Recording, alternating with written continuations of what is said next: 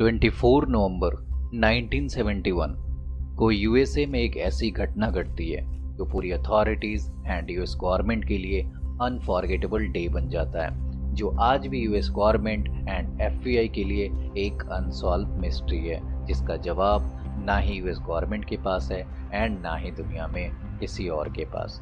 जी हाँ, मैं बात कर रहा हूँ डीबी कूपर की। इसकी स्टोरी आज भी अनसुलझी पहेली है, जो लोगों के लिए एक हीरो बन गया, जिसके ऊपर कई सारी फिल्में बनाई गई, डॉक्यूमेंट्रीज बनाई गई, मैगजीन्स में फीचर्स की गई एंड अथॉरिटीज के लिए एक नोटोरियस एंड मिस्टीरियस क्रिमिनल बन गया। तो स्टार्ट करते हैं आज के इस वीडियो को। डेट 24 नवंबर 1971, फ्लाइट नंबर 305 बोइंग 727-100। एक ब्लैक सूट पहने बिजनेसमैन लिबास में 40 वर्षीय शख्स अपने आप को डैन कूपर कहता है, जो north west Orient airline Portland international airport से सियाटल जाने के लिए $20 की टिकट बाय करता है। उस टाइम पे यूएसए में डोमेस्टिक एयरलाइन के लिए किसी भी तरह की सिक्योरिटी नहीं होती थी। इट मीन्स कोई भी शख्स कुछ भी ले जा सकता था। ये एक शॉर्ट वे की एयरलाइन थी जिसकी ट्रिप ओनली 30 मिनट्स की थी। इस शख्स को फ्लाइट नंबर 305 में सीट नंबर 18C अलॉट किया जाता है, जिसके बाद ये शख्स फ्लाइट में अपने सीट पे जाकर बैठ जाता है। उस फ्लाइट में total 35 passengers and 5 crew members थे, जिसके कैप्टन विलियम ए स्कॉट थे। सभी पैसेंजर्स को बैठने के बाद फ्लाइट 305 अपने लोकल टाइम 2:50 पे टेक ऑफ करता है। बट टेक ऑफ के कुछ मिनट्स बाद ही कुछ ऐसी घटना घटती है जो पूरी दुनिया के लिए एक मिस्ट्री बन जाती है।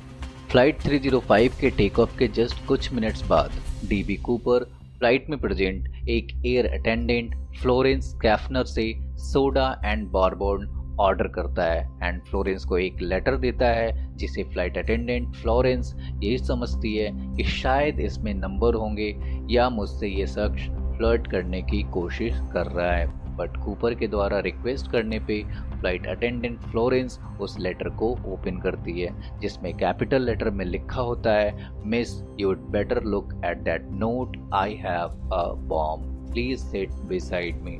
इट मीन्स मेरे पास बॉम्ब है, प्लीज मेरे पास आकर बैठो। ये पढ़ते ही फ्लाइट अटेंडेंट फ्लोरेंस कूपर की बात मान लेती है एंड उसके बगल में जाकर बैठ जाती है। फ्लोरेंस के बैठते ही कूपर फ्लोरेंस को अपने ब्लैक सूटकेस ओपन करके 2 वायर्स वाली बॉम्ब को दिखाता है एंड फ्लोरेंस से कहता है, मुझे 4 पैरासूट्स एंड $2 लाख मिलियन चाहिए। इट मीन्स आज के टाइम पे $1.2 मिलियन। एंड यदि मेरी डिमांड पूरी नहीं की जाएगी तो मैं इस बॉम्ब को एक्टिव कर दूंगा। ये सुनते ही फ्लोरेंस कैप्टन विलियम से कांटेक्ट करती है and captain Seattle ATC it means air traffic control को इन्फॉर्म करता है। सियाटल एटीसी तक ये बात पहुंचते ही FBI and US authorities active हो जाती है। बट एफबीआई के डायरेक्शन के अकॉर्डिंग रेस्ट पैसेंजर्स को ये बताया जाता है कि फ्लाइट 305 में माइनर मैकेनिकल फॉल्ट है, जिससे सियाटल से टेक ऑफ में थोड़ा टाइम लगेगा। बट उन्हें ये नहीं पता होता कि फ्लाइट 305 अब हाईजैक हो चुका है एंड हाईजैकर डीबी कूपर उनके साथ ही बैठा है। कूपर की डिमांड को एफबीआई एक्सेप्ट कर लेती है एंड बैंक को कैश रेडी करने का इंस्ट्रक्शन दे दिया जाता है। बट इसमें एफबीआई द्वारा बैंक को ओनली $20 के नोट की बंडल देने को कहा जाता है, क्योंकि $20 के नोट से $2 लाख मिलियन का वेट अप्रोक्सीमेटली 10 केजीज होता, जो कूपर के भागने में प्रॉब्लम क्रिएट करता। एंड इसके साथ ही नोट के सारे सीरियल नंबर्स भी एफबीआई द्वारा लिख लिए जाते हैं।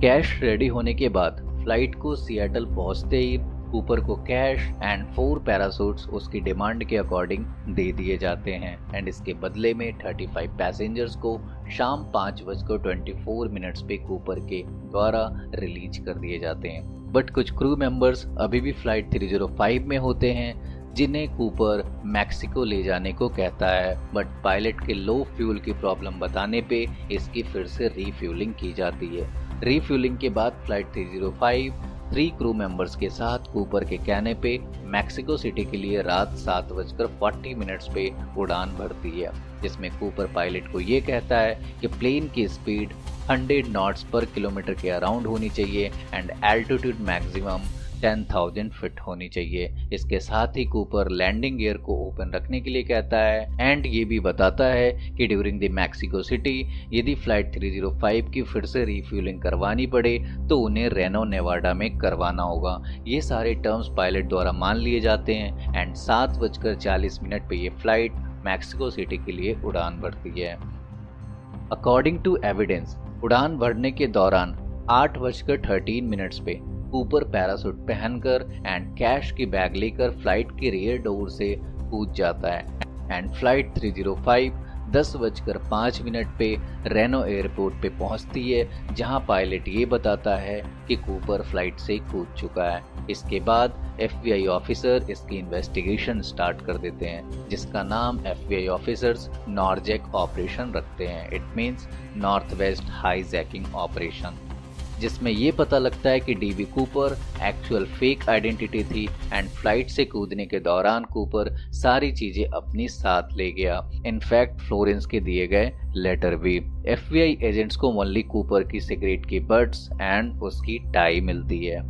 इसके साथ ही FBI एंड लोकल पुलिस उस जगह की तलाश करते हैं जहां कूपर फ्लाइट से कूदा था, बट उन्हें किसी भी तरह का कोई एविडेंस हाथ नहीं लगता है। FBI टोटल 66 सस्पेक्ट्स को पकड़ती है, बट इन्हें भी बाद में रिलीज कर दिया जाता है क्योंकि कूपर के फिंगरप्रिंट एंड एविडेंस इनसे मैच नहीं होते थे।